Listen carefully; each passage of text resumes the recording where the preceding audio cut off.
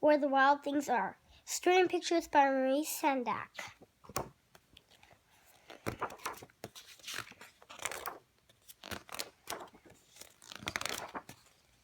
That night, Max wore his wolf suit and made mischief of one kind and another. His mother called to him, "Wild thing!" and Max said, "I'll eat you up."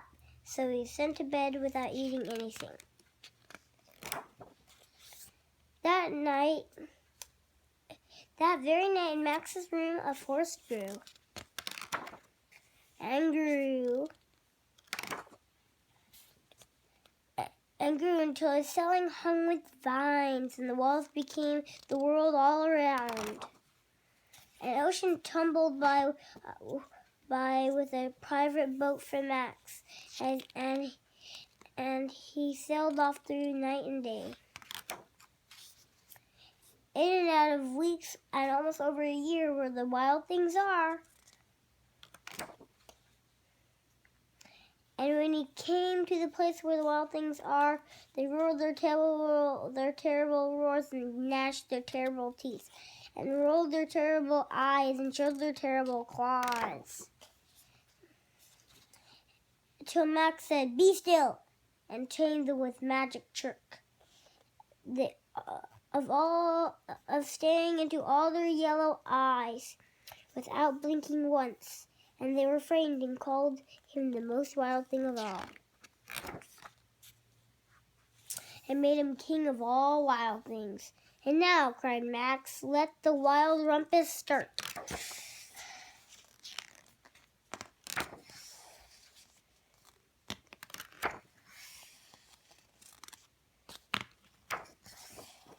"Now stop," Max said, and sent the wild things off to bed without their supper.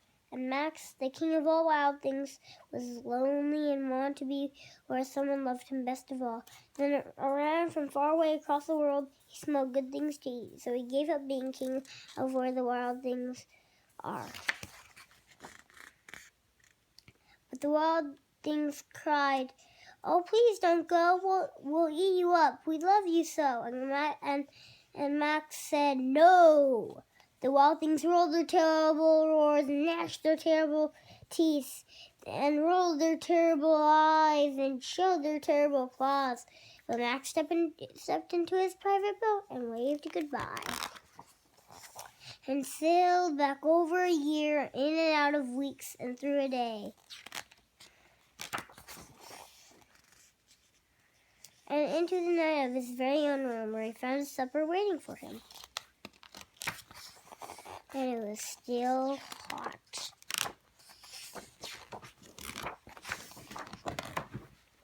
Where the Wild Things Are. Thank you for listening to me read it. The end.